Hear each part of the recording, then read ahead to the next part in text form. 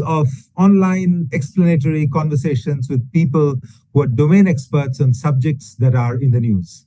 I am Monojit Majumdar, editor for explanatory journalism at the Indian Express, and I have with me colleague, executive editor P. Vaidyanathan Iyer. A new Lok Sabha is currently meeting in its inaugural session. This Lok Sabha looks different from what many people had predicted during the election campaign. Both the BJP and the NDA were expected to do much better than they eventually did. So why did the exit polls telecast on June 1 go wrong?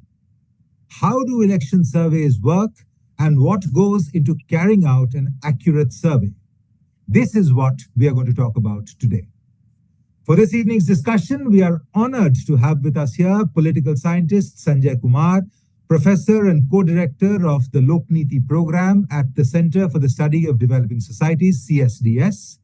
Professor Kumar is a teacher and researcher of Indian politics in electoral politics, and probably India's most eminent expert on the survey method as a tool of research. Sanjay ji, thank you for your time. We are very grateful to you. Today's explained event is brought to you by our partner, Plutus IAS. My thanks to our partner. Thank you all for joining. Welcome once again. Vaidi, you want to start? Yeah, sure. Welcome, Sanjay. It's really a pleasure to have you with us. Thank you, Monojit. Sanjay, if I may just kick off the discussion and take you back to June 1, when the results of the exit polls were announced. You know, we had almost everybody kind of gave NDA a very clear majority. But then the assessments of the exit polls were quite varied. Indian Express itself carried the exit polls of 10 major pollsters. And if you look at how the extremes were, like the one which gave the biggest margin to the NDA, it gave it 371 to 401 seats. That was the range, the midpoint being 386. And the one which gave the smallest margin to NDA was 281 to 350. In fact, they were not, there was no overlap between the two. They were like completely distinct kind of tallies which they presented. And NDA, as we all know, as if they were predicting elections of two different countries. Two different countries, absolutely. And NDA eventually got 289, and BJP itself got 240. Based on your own experience on CSDS Niti's, Lok Niti's own surveys in the past, how much were you surprised, one, with the trend of the predictions, and second, with the final outcome that we saw after the election commission gave the results? No, I would be very frank. And I must say, when the exit poll estimates were in the range of, say, 350 to 400, all the exit polls which indicated that NDA is likely to reach 400, I really didn't believe. There was no way for me to believe that really NDA would be reaching 400. Yes, to some extent, I personally felt 350, 340 may be reachable, that NDA can reach. Though that was not my own assessment. To be honest, I would say my own assessment was 320, 330. That was my assessment. But I was not surprised if a poll indicated that NDA is likely to get around 350, 355. But 400 plus was unimaginable for me. And I kept raising this question with me, not with these pollsters, because normally I would not get engaged in discussion with all these pollsters about your number, my number, because we had not put out any number with regard to number of seats. So I was surprised about 400. I was not surprised about the polls, which were giving range of 340, 350. But the bigger problem is that what surprises me the most is that you put out a number without giving the details. Some pollsters did give out details. So that's a bigger surprise for me. How do you arrive at 400, or how do you arrive at a number 350 or 320? What is the methodology? That is what surprises me the most, that how do people come up to this number? Results, yes, a little bit of surprise, because NDA finally is under 300. We all know the numbers. A little bit of surprise. But to me, it was not a huge surprise because we were doing our post poll. We put out some details, very little detail, and my own sense was BJP is getting BJP is in a difficult situation in UP. I Hmm. didn't expect BJP to be in a difficult situation in West Bengal, so I was not very surprised about the results. So, Sanjay ji, you were saying that these survey organizations, they just put out a number, and they didn't put out the methodology or how they reach these numbers. So, just tell us, how does a survey organization go about doing its job? I mean, you decide, say, Lokniti decides to do a survey. Hmm. Where do you start and where do you end? I mean, what is the process? And also, if I may just add, uh, is there a particular methodology that you follow, or every surveyor is free to do what they want to do? I mean, how does it work? Look, first, I am not blaming all the exit poll or all the pollsters to be not being transparent. Some of those polls have been transparent. And if you look at the polls carefully, all those who have been transparent, you will actually get a sense that the polls were not as bad as it is being predicted. If you look at the vote share estimates, mostly these are in the range, mostly when I say mostly, all those who have put out the details, it will be in the range of margin of error. If you look at the some of the polls, you do polls in most of the state, you get it right in a very large number of states. But some of the polls, some of the exit poll which put out details in public actually went wrong in 2 or 3 big states. I'm not saying that's okay. UP, Maharashtra, and Bengal.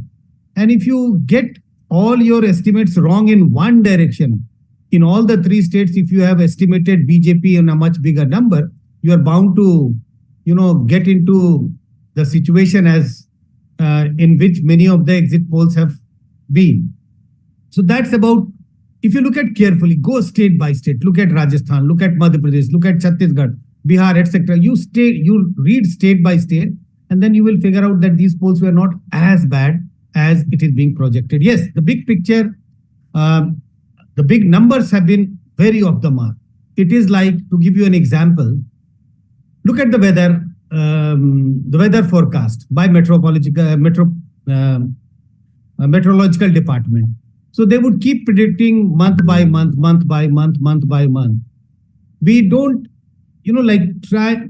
So what happens is that the science of survey, whether you are doing a pre-poll or a post-poll or an exit poll, actually it is designed to give you a direction, a broad direction. I don't think it is designed to give you the kind of details which are being put up these days by the pollsters, the people who are doing exit poll.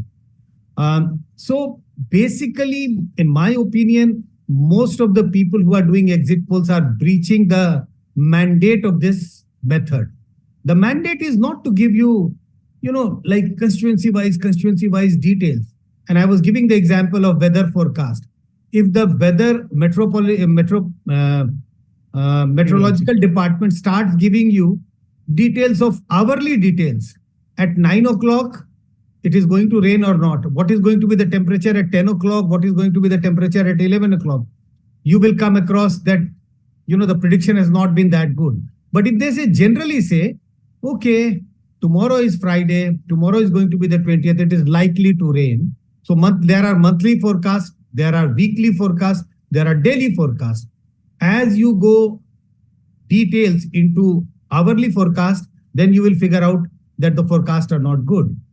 The big problem with this, most of the exit polls are, they are indulging into or they are forecasting what the method doesn't tell you. That the method is not designed to give you those so many details. Going back to the question, Monojit, how do you do? I think the methods are uniform. It's not that if you have sent out 400 investigators to the field or 500, they are free to do the way they want. There is a method which needs to be followed. Standardization is must. And when I say use this word standardization, it is about asking the questions more or less in the same manner to all the people from whom you are collecting the data. Sampling is must, randomized sampling. People who have been sent out to the field should not be left on their own. That Delhi mein jaake you can do the survey wherever you want. But a sample has to be drawn. If people have been sent out in Maharashtra, it's not at their liberty that they can go to Mumbai and good places to do the survey. A randomized sample is important, and a standardized questionnaire is important, and it is important to ask the question the way it is written in the questionnaire. So standardization is very important in doing any survey. We are emphasizing on exit poll, but the survey could be a post poll. It could also be a pre-poll survey. Right. Sanjay, I would like to probe you further on, in the sense, seek more details about the process. But just for the audience, or for the people who are watching it, just to give a quick understanding, how expensive is it to undertake an exit poll survey, and what are the various factors on which this cost depends? Does it depend on the number of investigators? Does it depend on travel? I'm sure it entails travel. So how does it? How do you kind of? So how expensive is it to do this online exercise, which we are doing at the moment? No expense at all, almost zero expense. But imagine if this event was taking place in a 5-star hotel with all lunch, dinner, etc. It would have been far more expensive. If the event was taking place in a small place, it would have been less expensive. The point I'm trying to do is the method of data collection has a huge relationship with the expenses. If you start collecting the data over telephone, sitting in a room, you could have 20 people, 100, 500 people sitting in different rooms and collecting data over telephone. So if you start collecting data over telephone, it is far less expensive, or almost no expenses compared to what may be the expenses if the investigator needs to travel to the field. I must tell you, surveys are very expensive, very, very expensive, because when you do a randomized sample, you get all kinds of places which are interior, places which would be nearby. And it is important for investigator, or it is important for the method, that the data must be collected from all these sampled places. We get in our sample region places in Bastar, we also get in our sample, some locations in Raipur. Both the places needs to be covered. But it is an expensive exercise, and these days where various shortcuts are being used, and the problem is on both the end. People who are doing the survey and people who want to engage the survey agencies to do the survey. All those who want to engage, they want things at a cheaper rate. And people who are doing want to make some money out of that. So I think this is the process which has resulted in a lot of compromise about the way surveys are conducted, exit polls are conducted. And I think some of the mistakes, some of the errors are creeping in because of this factor as well. You mean to say cost is an aspect? One of the factors. One of the factors. Okay, sure.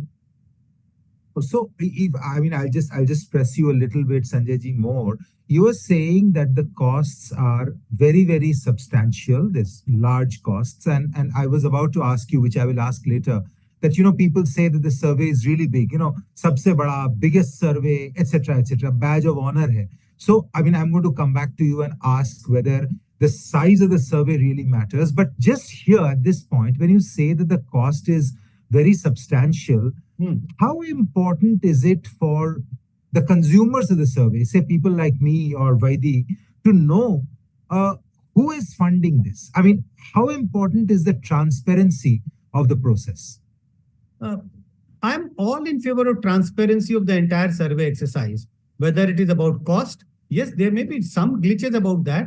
It may not be very easy for everyone to give you all the details, but some transparency must be there about who is funding the survey. But more than that, I think it is important to be transparent about the methodology at least, because that does not require any cost. Transparent about the sampling processes, transparent about the fieldwork exercise, transparency about the methodological, all other methodological details, at least about how did you do the seat conversion? How did you arrive at the margin of error? What is the margin of error? So these transparencies must be must. But at the same time, I would agree that if there is a question asked, that who supported this? Where did you get the money for doing this survey? I think it is important. It should be the people who are doing the exit poll or the survey, they should be willing to answer these questions. We cannot evade. Nobody should be willing to evade those questions. That why are you concerned about the funding? It is important. Right. Sanjay ji, coming back to the survey itself, so I remember, I heard that you said that it's in the form of a questionnaire. So I just wanted to understand. So what is it like, when an investigator goes to the field, he asks them questions. Is it written down? Does raw data come to you?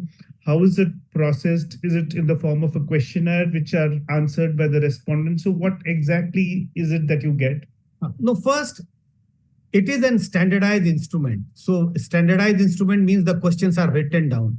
The people don't go to the field with, this kind of a notebook, not like notebook. They go to the field with a written questionnaire. It's like an objective type of question. So earlier, we used to do pen and paper. So it used to be printed form of the questionnaire. That practice is almost over now. These days, we have app. So the same questionnaire is converted into app. So all the investigator goes to the field. At least I can tell you about how we do the survey. So they go to the field with an app. So everybody will be required to have a mobile phone. So the app is there. They will log into the app. Questions flow one after another. And they are expected to ask questions one after another. We expect them to ask all the questions. As you know, in the poll, when we are talking about exit poll or pre-poll or post-poll, as I say, heart is like we have different parts of our body. If our leg gets fractured, we can, get it repaired, etc., etc. But if there is a heart failure and we come across कि वो heart fail हो गया and वो मर गया, कुछ कर नहीं पाए. So the heart of an election survey is asking this voting question: which party you are likely to vote for, or if it is an exit poll or a post poll, which party you have voted for. I think it is important to maintain the secrecy of vote of the people.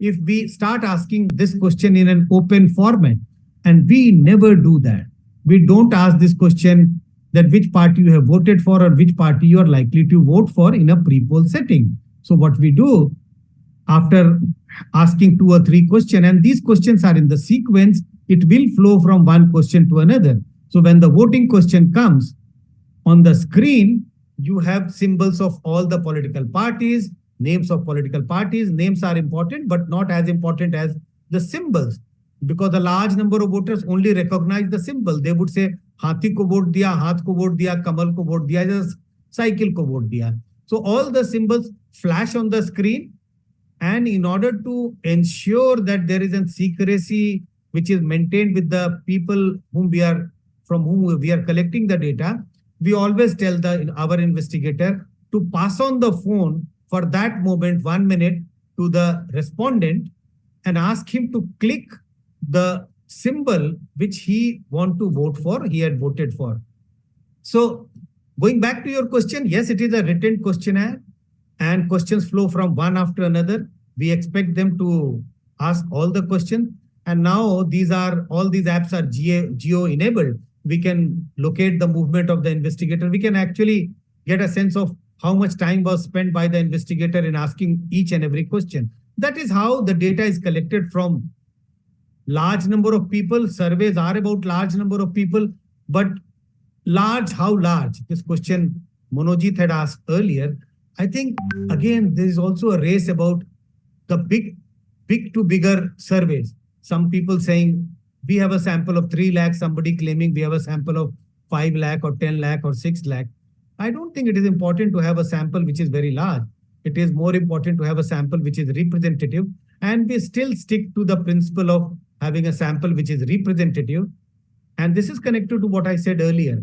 You will get a representative sample only if you do a randomized sampling. And we do randomized sampling of parliamentary constituencies, polling stations, and even the voters who needs to be interviewed, from whom we need to collect the data. So this is the process. We first sample the locations. We hire people from various universities. Mostly these are students who go to the field. We give them training. They go to the field. Everybody is having a mobile phone. They go to the field, ask questions, and as soon as you finish the interview, earlier practice used to be they would return the filled in questionnaire, which used to be entered manually. Now these days, they just put the press one button and the data comes in our server. That's how the process is completed of data collection. So, when your surveyor comes back, I mean, I have seen so many of the CSDS surveys, for example. I mean, they've all seen. So the questions appear to be like, do you think that your situation has improved or not improved over the last 5 years? Or, do you think that your representative is more or less approachable? Or as you say, is tarah ka question ki, who have you voted for? So when your investigators come back, you have, say, 25,000 of these questionnaires filled in.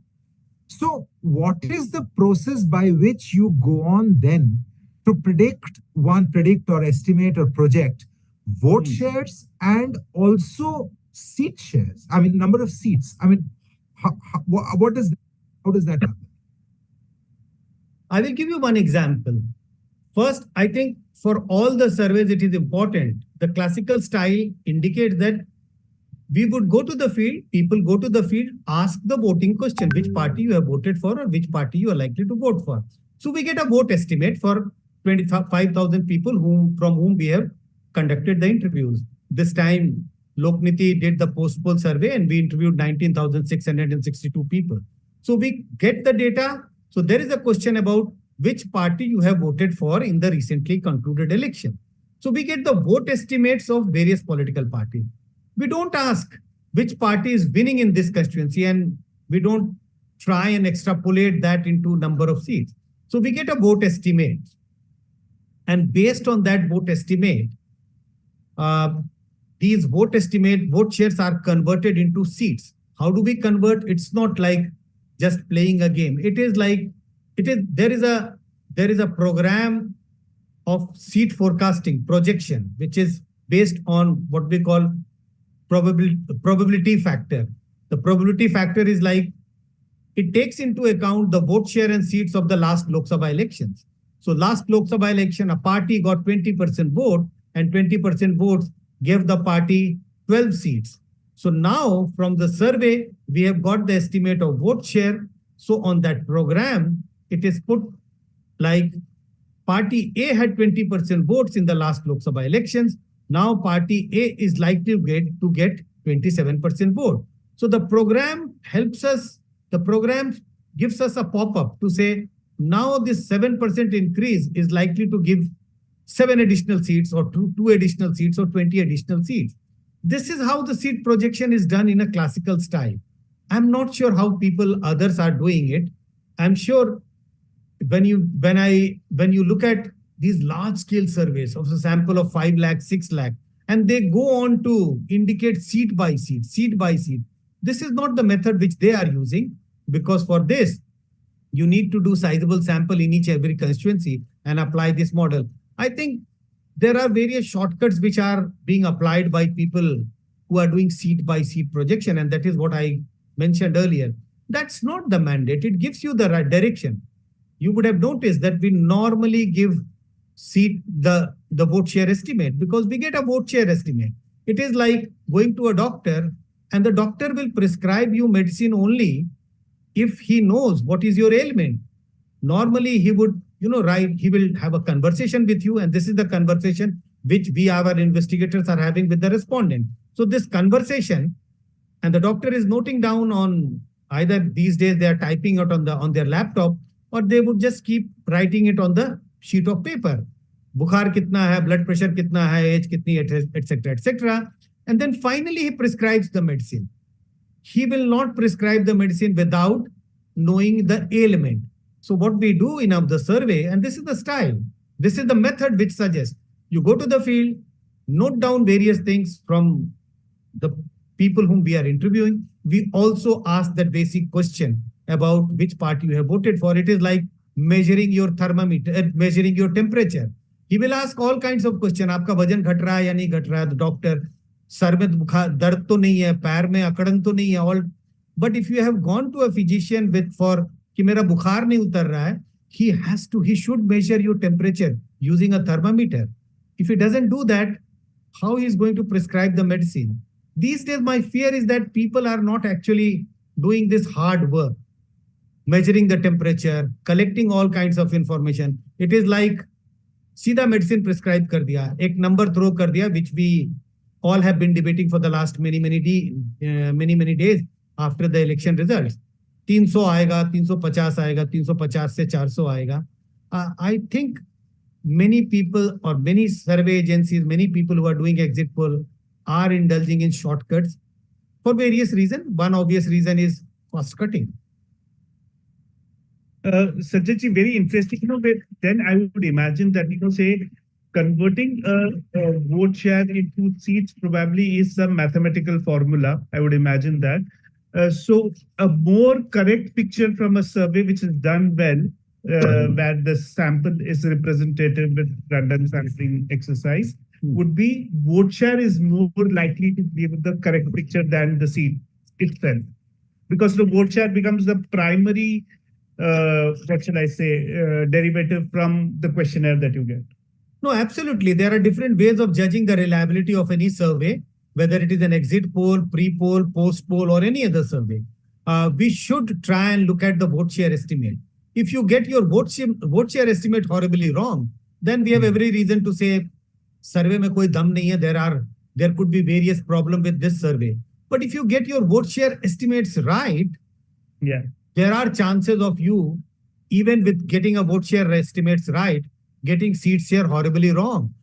Because we have a electoral system which we all know, first past the post system.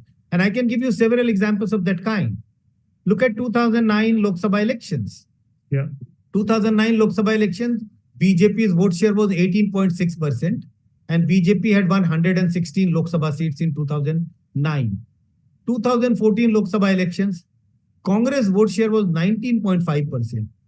It is 1% higher compared to BJP's vote share in 2019. Same country, same electorate, same electoral system, everything remains the same. And Congress ended up getting 44 seats, Lok Sabha seats, 1% more votes compared to BJP in the previous election, and you end up getting only 44 seats compared to 116. There are numerous examples of that kind.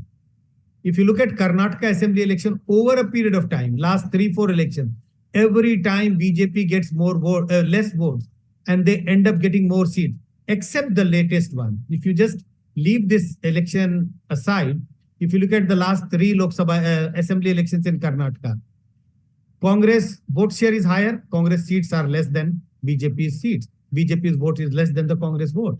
So it happens. So the real test of any exit poll should be exit poll, post poll, should be the vote share estimate. But the problem is the funders, mostly the news channels, they will not be satisfied if you say we are only giving you the vote share estimate, because they want the seats, number of seats, because that is what, draws the viewer on the exit poll day when the program is being aired on the evening. So, Vaidi, you and I were talking about, like Sanjay ji just said, that one of the things that they look at is how a party performed in the previous election. And that is one of the things. Now, in a state like, say, Maharashtra, where you went, now the whole picture is completely jumbled up. And we were talking about this. So would you like to ask Sanjay ji about that? Yeah, Sanjay ji, it is further to your explained, which I was reading, a couple of weeks back in our newspaper, where you talk about the swing method, and you say how previous vote shares are compared, and then number of seats what they had got in the previous elections with the vote share which you have got it from the survey, and then you kind of arrive at seats. But that you also point out in that piece is that it's very ideal in a two-party system. In particularly Maharashtra, when there are half a dozen parties, two parties split, and then two parties, national parties, BJP and Congress, and two Senas and two NCPs. So is this the reason why Maharashtra numbers nobody could get anywhere close to that? I'm not sure why people did not get Maharashtra number right, but I think yes, Maharashtra was very complicated. I can say for a lot of confidence that Maharashtra was a nightmare for any pollster. Why? Not because Maharashtra has 48 seats, only because there are various challenges when you do. As I said, you need a base file. Base file means what was the electoral verdict in the past Lok Sabha election, because you apply the swing models on that base. So the base in Maharashtra needs to be recalculated because we don't know what is the vote share of Shiv Sena, Uddhav Thackeray, and Shiv Sena, the other faction of the Shiv Sena, because in the previous Lok Sabha election, the two factions of the Shiv Sena were united. Same is the case of NCP. How much? What is the base for Ajit Pawar's NCP and Sharad Pawar's NCP? Suppose they had got 16% vote. Are we going to divide 8% to both? Or what is the? So these are subject. So the challenges for converting vote share into seats are the following: splits in parties between two elections, merger of parties between two elections, sometimes not a kind of a vertical split as we have seen in Maharashtra, but sometimes a leader leaves the party with sizable number of MLAs, like Yadurappa left BJP in just before the Karnataka Assembly election. So how much importance do you apply to the Yadurappa's party in that election, and how much importance or weightages do you give to the real BJP? So splits, merger, people leaving the original party and forming their own party, these are all very, very complicated. And that is why, as I said, you can do best survey, good estimates of vote share, but still you might end up with wrong or incorrect seat projection, and you might look like a fool. But in practice, I would not say that the survey was not done very well, if you get the vote share estimates right. Yeah. So, Sanjay ji, I just, push you back on the little bit on this. Then, surveyors who have actually gone ahead and predicted votes, estimated votes based on the Maharashtra survey, they've been really innovative then, in the sense they must have really got some brilliant math formula to get at numbers, despite knowing that, there has been such multiple level splits. I'm not sure whether somebody got it by luck or somebody really calculated it very well. Maybe by luck. You can make a prediction even right now. Sitting here, I can say, make a prediction for Haryana or Maharashtra, which goes to poll, without doing any pre-poll survey. You might get it right, and then people will say, "Arey, kamal ka sab prediction tha. Usi din predict kar diya," without even doing a poll. And I might do all the calculations, and you might end up, getting your numbers wrong. So I'm not sure whether they have done good calculations or they were lucky. My own sense is that if you have got it right, seats, you may have been lucky. If you have got the vote share estimates right, I would suspect that they were more methodologically sound. Exactly. I mean, on the question of this guesswork, I often wonder these bands that people give. I mean, I understand that there is a margin of error, but say one of these surveys, for example, that Vaidi mentioned in the beginning, 281 to 350. I mean, 70 seat ka band. I mean, that is the kind of thing, as you said, that even without, doing a survey, I can say that isme se aayega, and I'll probably get it right also. So this margin of error, what is statistically the acceptable and the right margin of error? I mean, beyond which you take responsibility that, okay, I've gone wrong. See, margin of error is calculated for the vote share. It's not calculated for the number of seats. What happens is that many people actually don't, even maybe not knowing how to calculate the margin of error, it has become a standard practice. People say 2% margin of error, 3% margin of error, something of that kind. It is calculated scientifically, technically through a program. I won't be able to do that, but my programmer does that. And we calculated and it is calculated on the basis of the sample size. Sample size, number of political parties which are contesting.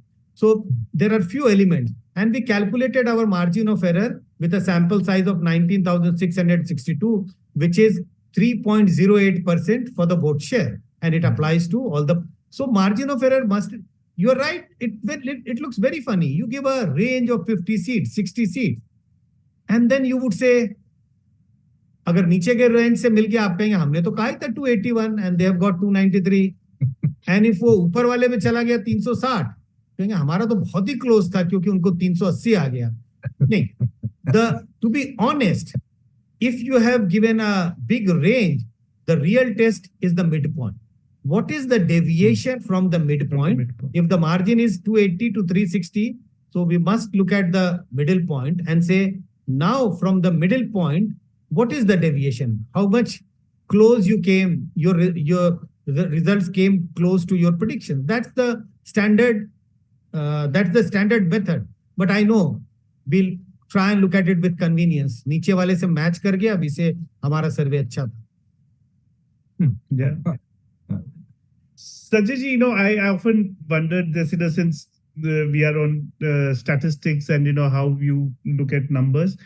This, in sociology, we often read that, a lot depends on who's asking the questions, how is he asking the questions. Say, for instance, whether the questions are asked by a man or a woman, whether the questions are asked by somebody from an upper caste or maybe a Dalit or a Hindu or a Muslim. Do these things kind of play a role? Do you think so? These things must be playing some role, because after all, we are all human beings. We have some kind of a biases.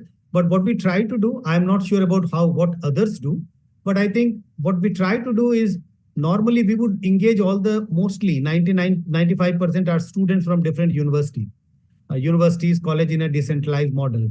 We give them a lot of training about the importance of such exercise. We don't give them, in terms of payment, we don't pay them by the number of interviews they do. We pay them by the number of days they spend in the field. So there is no motivation to fill as many questions as they can fill quickly. So we give them training, we impart training, try to make them feel the importance of this work, their importance, because they're not just mere data collection. They're not engaged in mere data collection exercise. If you notice the pieces which got published in the Hindu, even day before yesterday, one of our interns wrote a piece using a question from the survey. So we encourage them. This is your data. This is your property. You're not merely a data collector. You're not engaged in merely a data collection exercise. You would have noticed there are a very large number of people actually published articles along with me or some of our other colleagues. So we encourage them. We encourage them to use the data, write, and most of our students from political science, sociology, history, from different backgrounds. So they have a motivation to learn. They have a motivation to get a certificate. Of course, they do get some kind of a payment from CSDA, but the motivation is of the certificate. Motivation is of getting to learn in the field. And these are short, like 5 or 6 days of field work. So I agree that those biases must be there, but we try and tell them, and we spend a lot of time like sensitizing them about these issues before they go to the field. We never send anyone to the field before this training is conducted. These days, sometimes we conduct online training, but mostly it is an offline training by the state coordinators, where at least one member of the CSDS central team is also present. Right. Sanjay ji, one question which I'll snatch from Monojit and ask you about the Sabse Bada survey. What is this whole Sabse Bada survey? Do we need to have big surveys? Because, when you say that random sampling, you would, I would imagine that you are saying that, how representative is the sample and how you kind of pick it up randomly. So that doesn't need to be large at all, right?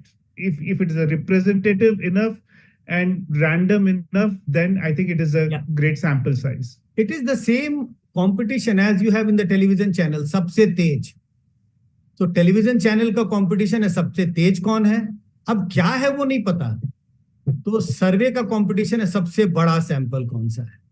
They don't understand कि ये बड़ा का फायदा क्या है, नुकसान क्या. But I must explain the viewer what is the advantage and what is the disadvantage of a big or a small sample.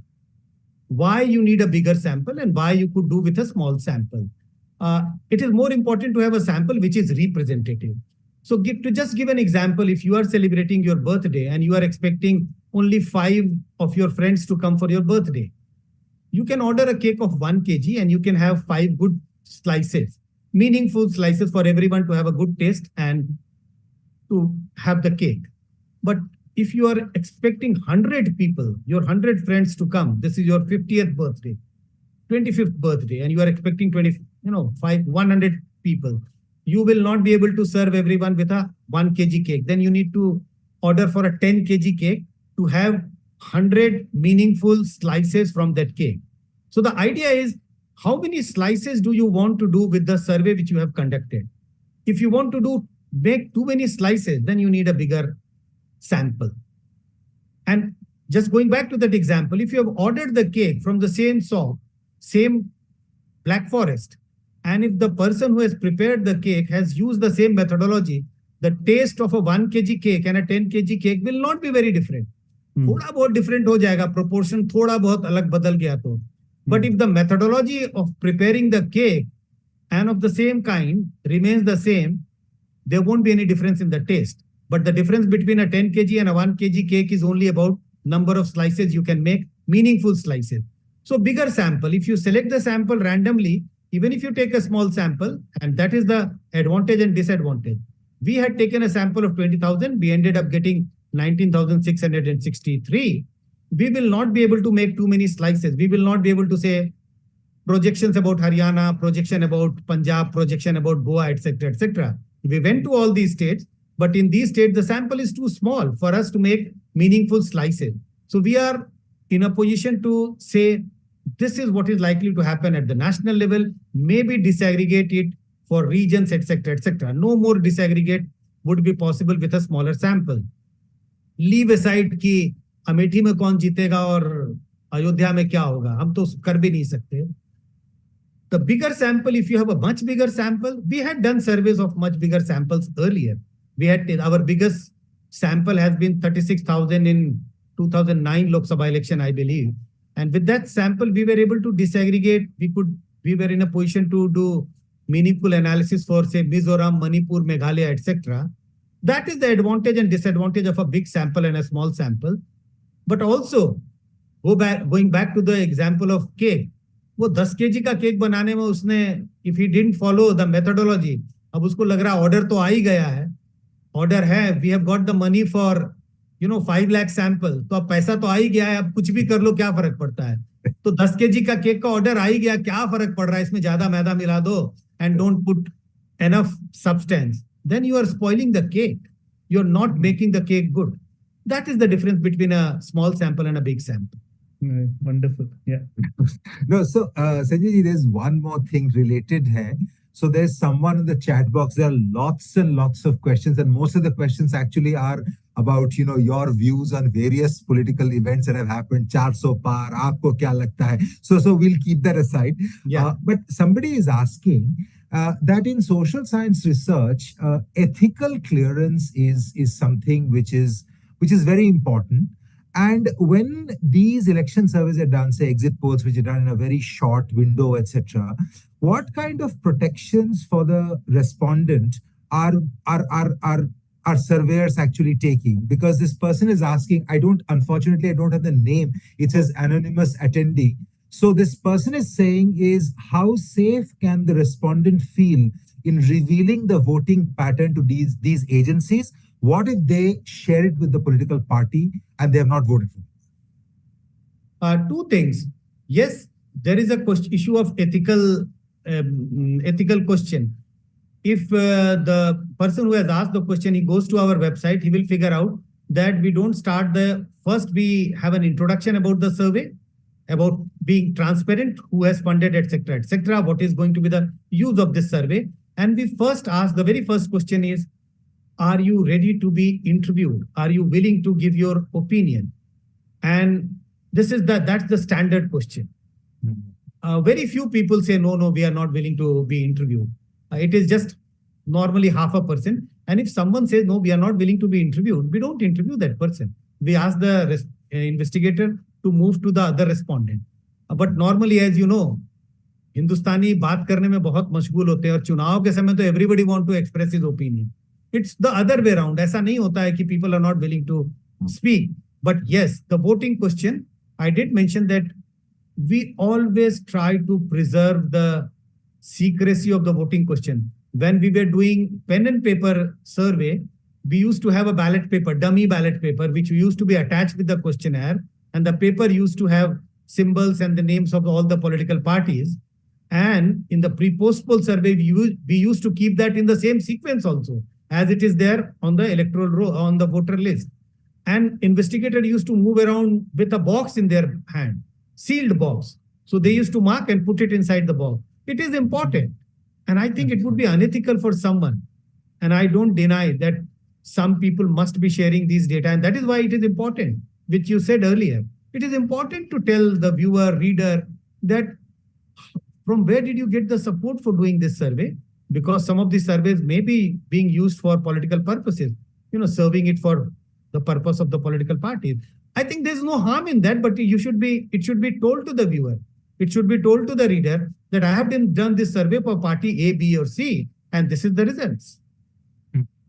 Yeah. The Sanjay ji, attended question to this, again on ethical practices. Is this, surveys which are jointly done by television channels? And as you mentioned during the course of the conversation, these surveys are also funded by the channels themselves.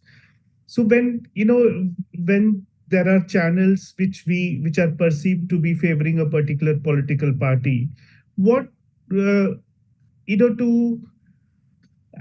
trying to find out what could be the way to address audience's concerns or to build trust amongst audience when the channel say favors a particular political party, but the survey may be an independent survey. No, there's no way to convince the viewer that even if a channel is seen to be biased in favor of a political party and the survey is being shown on that channel, whether the survey is neutral or not, no way to convince the large number of viewers, because these days it's a sad story of Indian media. You take the name of some of the journalists and they will say, अरे ये तो BJP वाला है, ये BJP के खिलाफ वाला है, ये मोदी वाला है, ये मोदी वाला नहीं है. Similarly with the media house, you take the name, अच्छा ये चैनल देखा, इस पे आया सर्वे, अरे no, I don't believe because ये तो मोदी का है, ये मोदी का नहीं है. There is no way to convince the viewer, but I think it is important, or it is important on the part of people who are doing the survey to be neutral. Sometimes I don't know. In my experience, we have with whichever channel or whichever newspaper we have worked with, they've never even tried to give us a sense that can we change this number, can we change this line, etc., etc. But I think some of the people who are doing the survey also may be indicating कि आप जैसा कहेंगे कर देंगे. But if they are doing that, they are not doing a service to the exit poll. They are not doing the service to this, the method. But it is, I think, viewers do take it like that. If they see that this is a channel, this is a media house which is tilted in favor of the opposition parties, and if the survey is indicating that opposition is going to do well, they have every reason to believe कि ये तो गड़बड़ है survey. And going back to the basic question, no way to convince the voter. I think it's the people who are doing the survey, they should be careful enough to protect the survey from being tampered. That's the only thing we can do. There's one, I'll just ask one more question and uske baad, Vaidi, if you want to ask one, because there are some audience questions also, 3-4 that you have to go through. There's one of the things, which in our reporting, for example, which we see is, it's not very easy to figure out the voter's mind. You sit with people and then the answers that you get are not right. Sometimes you come away thinking that, okay, fine, most certainly this person is not being truthful with me. So you sit for a long time and then you try to glean out certain things, get a sense, etc. Now, I don't go out to report that much. Vaidi does, and I'm sure he'll agree. So that's what makes the job of reporting from the field so difficult. So I wanted to ask you, when you do a survey and ask a question, Do you factor in the fact that वो झूठ बोल देगा? नहीं, पहली बात की reporting, when you go to the field as a journalist and when we send people to the field as surveyor, the mandate is very, very different. The style of data collection, the style of information which you collect is very different. There are two methods. And if you start mingling with each other, then they're messing up with the survey, especially with regard to the survey. And that is why, on a lighter note, I would say we normally don't encourage students of journalism to go as investigators. We would not encourage them because वो जब field में जाते हैं उनको लगता है कि अब वो वैद्यनाथन अय्यर हैं या मनोजीत हैं या और तमाम बड़े जर्नलिस्ट हैं. You have to go to the field and then you have to interrogate the respondent. No, this is not the job. कि उनसे सच निकलवाना है. No, we always tell them you go to the field as a stenographer. Now these days stenographer are no more found, but we say आप stenographer हो, you go to the field, keep asking the question, and whatever responses you get, you keep noting it down. Even if you ask the question who is going to be the prime minister, and if he says some funny name, don't laugh, don't make him or her feel embarrassed, just note it down. उसने कहा Ramesh Kumar, you just note it down. You don't have to correct, you don't have to feed him, you don't have to, educate him or her. कि नहीं आपको पता नहीं है, अब मैं बताता हूँ राहुल गांधी है, ये है, इनमें से बताइए. No. So the survey is a technique of just noting down whatever response you get. We don't ask our investigator to teach. और जो एक्टिविस्ट टाइप के लोग होते हैं उनको तो हम बिल्कुल ही नहीं भेजते. हम बोलते नहीं यार, एक्टिविज्म नहीं है, एक्टिविज्म नहीं करना. You have to go to the field, collect the data. If you get very emotional about some problem which you have seen in a village, you can go back, spend your life in that village. But please, we have sent you to the field for collecting the data. Collect the data and come back. Give us the data. These days, they don't have to give the data, as I said, physically. Data दे दीजिए, अपने bills clear कीजिए. You can go back, do your activism in that village. So it's a different thing. So this is the part of the training. Don't suspect the answers. No answer should be suspected. जो बताता है वो आप लिख लें. Some of the things, like we ask a lot of question about assets in the house because we want to develop a class index, and based on that we do an analysis of poor ने कैसे vote किया और rich ने कैसे vote किया. But for that हम कहते हैं घर पे आप गए हैं, and if you are seeing that our गाड़ी is parked, don't ask कि आपके पास गाड़ी है या नहीं है. आप मार्क कर दीजिए. और आपने उससे पूछा कि गाड़ी है आपके पास, और उसने कहा नहीं हमारे पास गाड़ी नहीं है. Don't enter into a quarrel. ये तो गाड़ी तो है, आप कैसे बोल रहे हैं, आप झूठ बोल रहे हैं, इसका मतलब पहले वाले सवाल पे भी झूठ बोला था. No. And if we are doing 19,662 interviews, 20,000 interviews, 5, 7, 10, 15, 20, 50, 100 interviews अगर कुछ गड़बड़ भी हैं, that doesn't spoil the entire quality of the survey. It is like bucket full of water, very cold water. If you put 2 chammach of a hot water, it doesn't spoil the temperature of the water too much. कुछ उससे फर्क नहीं. Correct. So Sanjay ji, one last question, then we'll go to several questions. I think this is getting more and more interesting. So I'm using the veto power to ask one last question. Sanjay ji, just this, that, we genuinely believe that, say if it is genuine that every surveyor has done his survey very well, done a good job of it, random sampling, representative, etc. What can still go wrong? What can go wrong for the results to go completely awry? Like Monojit and I were talking, where and how do errors creep into data and its interpretation? 2 kinds of problem. First, seat projection. If you are getting into the business of projecting seats from the votes, you can go wrong for several reasons. As I said, we have a system called first past the post system, and we are projecting the seat based on the swing model. Swing model gives you a broad range, but that swing model will not be able to take into account if a party manages to win large number of seats with marginal votes. So that's one stage when you can get wrong with regard to seat projection.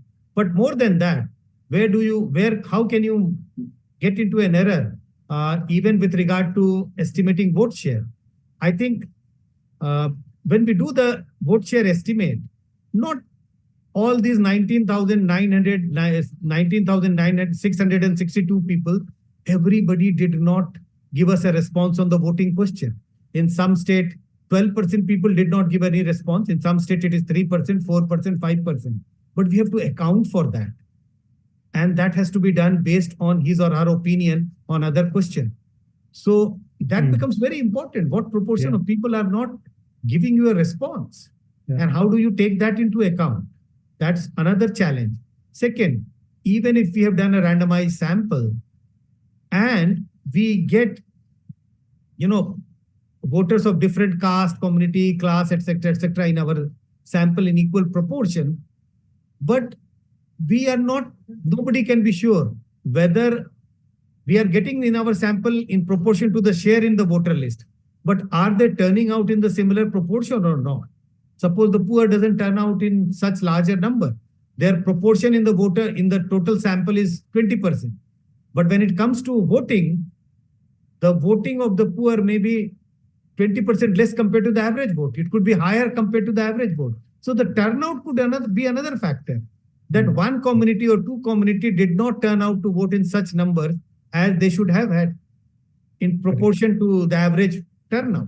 So if there are differential turnout among different groups of people, that can land you in trouble. You could get a sample which is unrepresentative, maybe higher number of Dalits or lesser number of Dalits, maybe higher number of Muslims in your sample, and maybe the opposite. So samples can also be unrepresentative, even if you have done a randomized sample. So there are various challenges of getting a survey right, whether it is about vote share estimate. Getting a seat share estimate is far more challenging. Okay, so the chat box is becoming longer and longer. I'm really sorry. Thank you so much to everyone who's writing. But we I don't know. I mean, we have to keep Sanjay ji here till 10 o'clock in the night. You have to answer all of this. We are running out of time as well. So we have a few audience questions. The first name that I have offline होता तो मैं रुक जाता 10 बजे तक, आप dinner करा देते, ऑनलाइन में तो नहीं होगा ना. यही प्रॉब्लम है. संजय जी कुछ पहुंचा देंगे, डिलीवरी तो हो जाएगा. So Shivani Adhana, I don't know if I pronounced your name right. Shivani Adhana, please, are you there? Yes, I'm here. Yeah, go ahead. Ask your question. So first of all, hello everyone. Yeah. Hi. So my question is, how did regional voting patterns influence the 2024 exit poll predictions? How did regional voting patterns? Yes, influence the 2024 exit poll predictions. No, I don't think that exit poll prediction was influenced by any regional voting pattern or national voting pattern. You have to be a little more clear about the question, because I don't see any relationship. It could go wrong even by estimating vote share of national parties incorrect. It could go wrong even by estimating vote share of regional parties wrong. So I think it is in 2024, the exit poll estimates were wrong, not only because regional estimate of regional parties vote was difficult, it was mainly for the national parties, because you would have noticed that most of the exit poll predicted or estimated lagbhag 40% vote for BJP and 21, 20, 23, 24% votes for Congress, which is not the case. The estimate for regional parties has been much better this time compared to the national parties, estimate for national parties. I hope that answers your question. I mean, I was also wondering, Shivani, if you were saying that, smaller state-wise predictions, that how accurate or inaccurate they were compared to the big picture, wherein overall the national projection, did we go more wrong there as compared to individual states? So maybe that was what it is. Okay, so the next name that I have is Milan Mehta. Milan Mehta, are you there?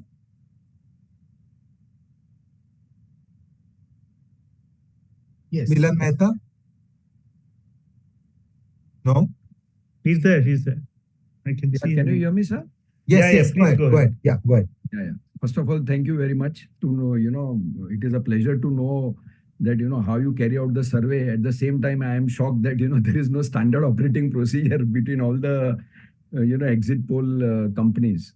So my most important question, which I want to ask, is looking to the first time so many exit polls went wrong at the same time.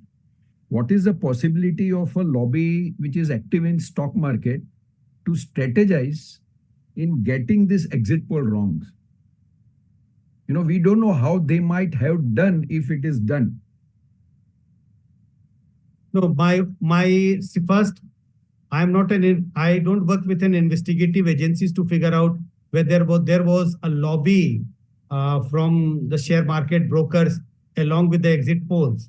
I have no idea about that, but there are allegations, and I think investigation could be done about that. But my own sense is that nobody will put the credibility at stake for earning X amount of money, because this is not one-off. Election will take place in months' time. Election will take place again also, and many of the people who do exit poll, they use this exit poll as a benchmark for their branding, because their other business also depend upon how accurate they were in making election forecast. So my own sense is that no, I don't suspect that there was so much of a caucus, hand in gloves with people who are engaged in share market and people who are doing exit polls. Yogiraj Sapre, are you there? Yogiraj Sapre?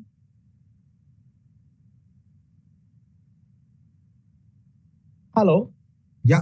Am I audible, sir? Good evening, Yes, sir. yes. Sir, Yes, nice go to ahead. see you back again. In 2019, you were in Pune, electioneering in India, which I have attended, Sanjay, sir, at MIT campus.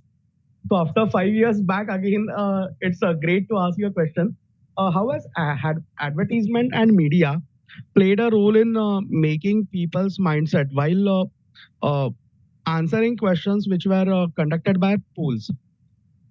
So I do think that it makes an impact, because whenever we were along with the survey, when I was going to the field talking to the people, it was slightly strange.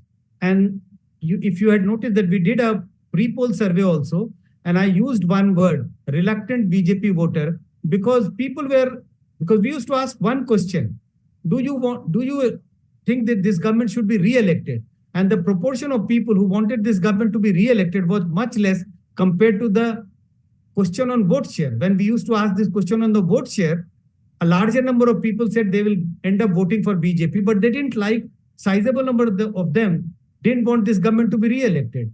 And I think media has a role to play in that, because there was general belief कि जीतेगा तो मोदी, जीतेगा तो BJP ही. तो लोगों को ये लगता था, I don't want this government to be re-elected because of XYZ factor. But क्या करें? I don't want to waste my vote. Opposition is not united. Opposition तो कुछ कर नहीं सकता. उनको वोट देने का मतलब है I am spoiling my vote. So I would end up voting for BJP. And that was largely, or some role media has played in that, in a kind of creating a perception. तो ये factor थोड़ा तो जरूर दिखाई पड़ता है. Monica Rathod. Monica Rathod. Hello, am I audible? Yes, yes. Go ahead. Yes. Go ahead. Yeah. My question is, if we look at the present condition of the country, the most important voting pattern is based on the caste, and people hardly vote for development, and they just go for the caste one. And even we can see in the parliament, in oath ceremony, people were invoking caste and religious identities. So how can we shift that pattern? Sorry, how did we? How can we shift that pattern? How can we shift that pattern? There is no methodology available to shift that pattern. It is for you, me, and other voters to figure out, when you go out to vote, what should be your consideration. Whether we like it or not, but caste is an important consideration still in our day-to-day life for a very large number of people. I'm not saying that all Indians vote on the consideration of caste. Some people, or a large number of voters, do have caste as a prime consideration of voting. And that is why, if you look at how the tickets are being distributed, one of the prime consideration of ticket distribution by political party is to look at the caste composition of the constituency, and then they try and pick up a candidate who belongs to that particular caste. And you will get large number of such examples that a person has been given ticket. Recently, if you look at Meerut constituency, look at Ghaziabad constituency, these are the constituency which are, like Ghaziabad, I am a voter in the Ghaziabad constituency and Meerut is next door. And you can figure out, you can look at large number of constituency, the consideration for voting. In Meerut, the person who has been given ticket, who is now an MP, doesn't belong to that constituency. Ghaziabad, VK Singh has been the MP from that constituency. He is not from Ghaziabad, but he belongs to a caste which has a very sizable number in that constituency. So it is a reality. As I said, I have no answer to suggest or no method to say how we are going to eliminate this importance of caste in Indian politics. Last question, Vivek Jain. Vivek Jain.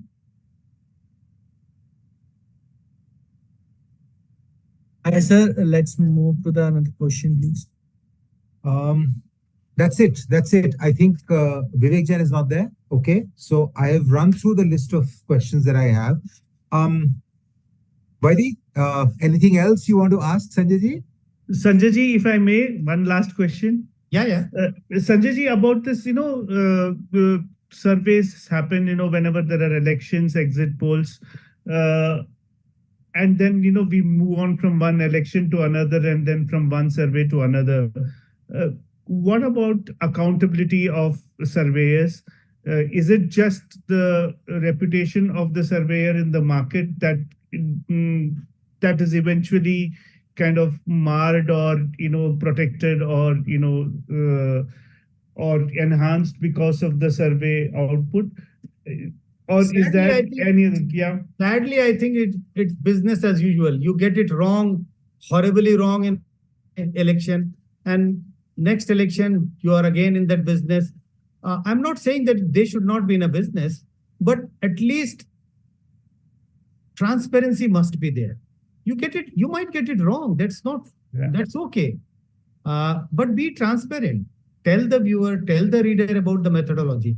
So I'm all for transparency, whether you get it right, whether you get it wrong. I must tell you, we got Chhattisgarh election twice wrong. And this is getting horribly wrong. 2018 also, we predicted BJP as the winner. Getting wrong, like vote share estimate horribly wrong is a bad survey. This recent assembly elections 2023 in Chhattisgarh, we mentioned that Congress is ahead, Congress is winning election. I'm not trying to justify that सबका गलत हुआ तो हमारा भी गलत हुआ, उसमें क्या फर्क पड़ता? No, we have got it wrong twice in Chhattisgarh.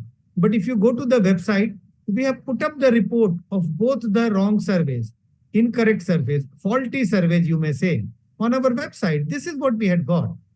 We also, hired means requested a couple of people who are expert in survey research, not getting into the day-to-day survey with us, give them the data for a suggestion. Kahan galti hui? So I think it is all about transparency. One should try and introspect.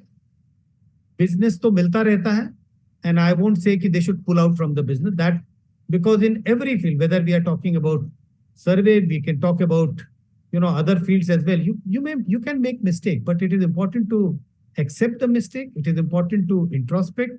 It is important to be transparent. Right? That is so important. That is so important. Sanjay, I think we should stop now. Thank you so much. This is, I knew, look, I talked to you on the phone. I read your articles. I've known you for 25 years. I know that I knew that you would be fantastic.